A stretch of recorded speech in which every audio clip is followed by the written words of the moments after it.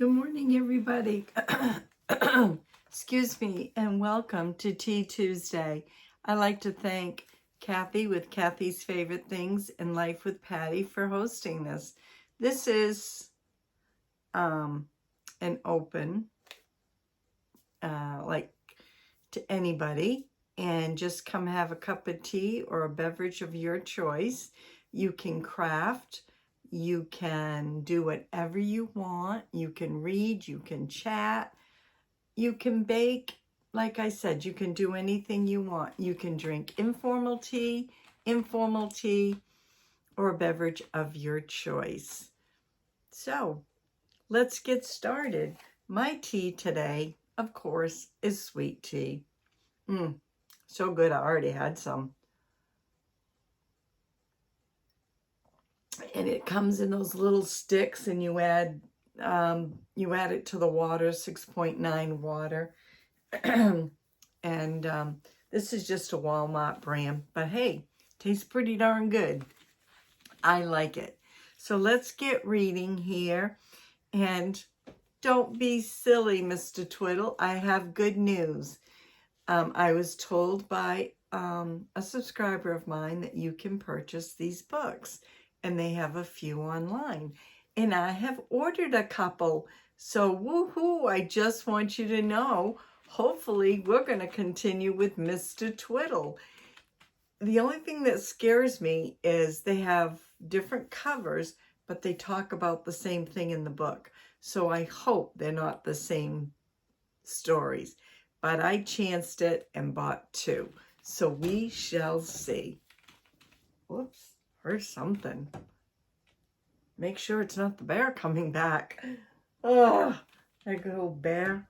Oh, geez, making a lot of noise out there. I don't know what it is. Okay. Excuse me. Still fighting with this darn whatever I got.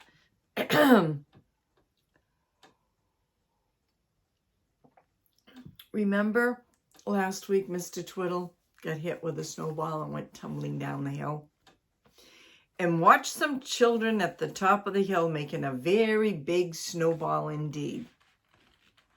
We're going to roll it down the hill and it will get bigger and bigger, they cried. Mr. Twiddle watched as they began to roll the big ball downward. Halfway down, it was very big indeed.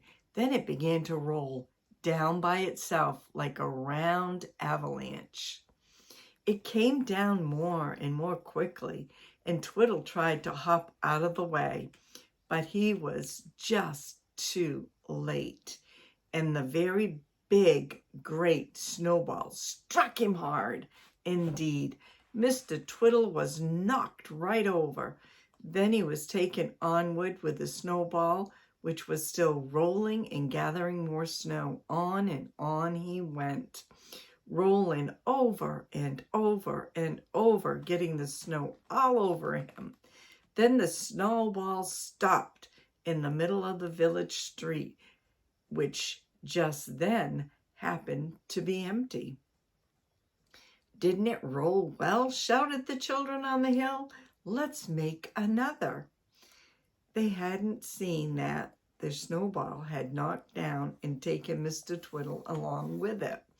They set to work to make another. Mr. Twiddle was buried in the middle of the snowball. He didn't like it. He had snow down his neck and his mouth and his ears. It was cold and horrid. Mr. Twiddle began to struggle and groan. An old lady came by, and she looked in alarm at the snowball. What peculiar noises were coming out of it? What was the matter with it? And there he is right there. Oh, Mr. Twiddle, what can I say?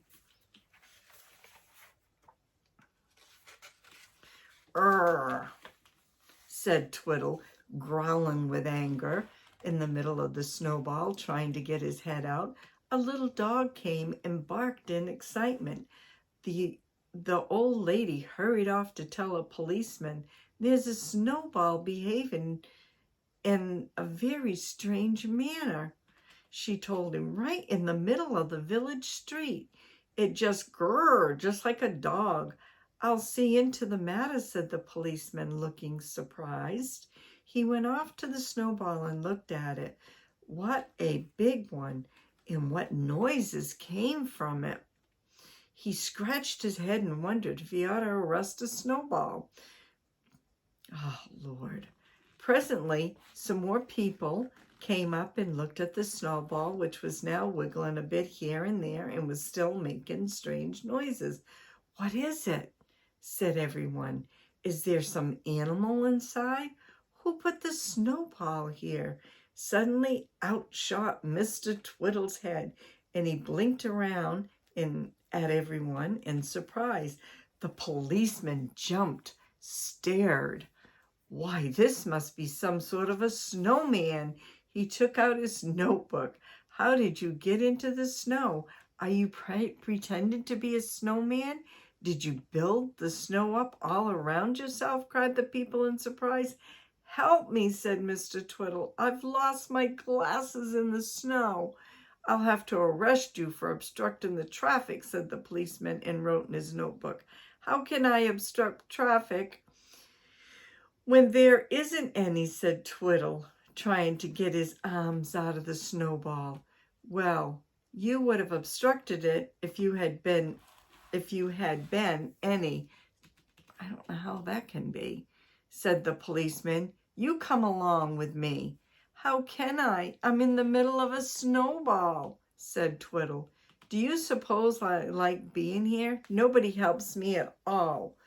Well, you got yourself in, and I suppose you can get yourself out, said the policeman. When I get out, I'm going to tell you a few things, said Twiddle angrily. Oh, yeah, Mr. Twiddle's going to tell him. And I shouldn't be a bit surprised to find myself pulling your nose.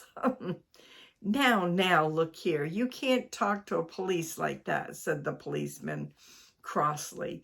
As soon as you're out of that snowball, I'm going to take you straight to the police station. That made Twiddle feel upset. He didn't want to be marched off to the police station. What would Mrs. Twiddle say if she heard he was locked up? He would never hear the last of it. Good for Mr. Twiddle. He stopped trying to get out of the snowball. Perhaps if he stays in there quietly, the policeman would just get tired of waiting and would go away. But he didn't. He began to scrape at the snow to free Twiddle. He badly wanted to take off to the police station now. He would show Twiddle that he couldn't talk about pulling noses. Goodness knows what would have happened if the children at the top of the hill hadn't set down another enormous snowball. It came bouncing down the hill, getting bigger as it came. It shot into the village street and arrived at top speed, just where the crowd stood watching Twiddle. Everyone was bowled over and buried in the snow, for the snowball burst all over them. The policeman was right underneath.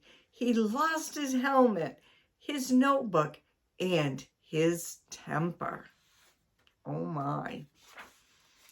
As soon as Twiddle saw everyone on the ground groping about wildly, he saw his chance to escape. He struck out in the snow surrounding him, managed to get free, found his glasses, rushed off home. He didn't stop till he got there. Then he put on his glasses, brushed down his coat, and went indoors.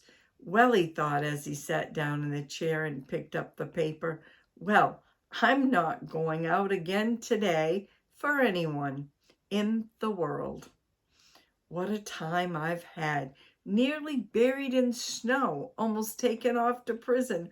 Well, is that you, Twiddle? Called Mrs. Twiddle. Put the fish in the larder, will you? Twiddle frowned and rubbed his nose. He had forgotten all about the fish. Now, what was he to do?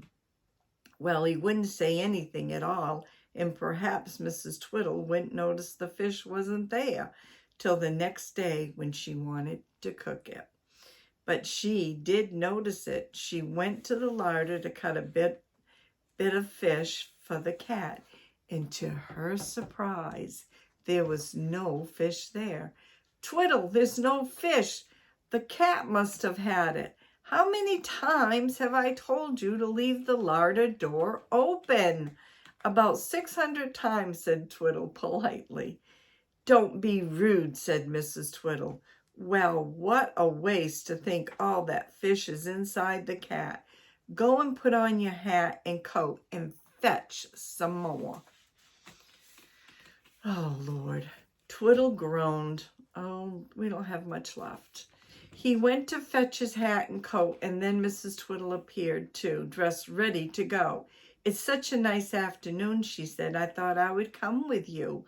"Well, if you're going out, I may as well stay at home," said Twiddle, pleased, and took off his hat. But no, he had to go to keep Mrs. Twiddle company. On the way, they met the policeman, who had a black eye because somebody had kicked him by accident when they all had been knocked over by the snowball. Mrs. Twiddle was very sorry to see it. "Ah," said the policeman, stroking his eye gently. "Ah, I had a bad time this morning. I was just about to make an arrest of a man who was obstructing traffic, being rude to me, when a big snowball knocked me down and my prisoner escaped." "What bad luck," said Mrs. Twiddle. "Fancy the man being rude to you. I wonder that he dared to." "He said he'd pull my nose," said the policeman. Mrs. Twiddle clicked her tongue in horror and then walked with Mr. Twiddle, who didn't say a word at all. "Would you believe it?" said Mrs. Twiddle in a tone of horror. "Well, Twiddle," Silly thought. "Well, Twiddle, silly though you are sometimes, I am quite sure you would never be rude to a policeman." And Twiddle never said a word. Well, there wasn't anything he could say. Poor Twiddle. And that's it till the next chapter. And maybe we can get 2 more readings, if not 1. You know, as I read this book, this is old, they wrote things differently. It's kind of mumble jumble. It's not quite the way we would say it in a sentence. That's what confuses me sometimes. But the next chapter is Mr. Twiddle isn't very helpful. Is Mr. Twiddle ever helpful? He is, but his heart's in a good place, but it just never comes out right. And this sweet tea is so good. I want to say thank you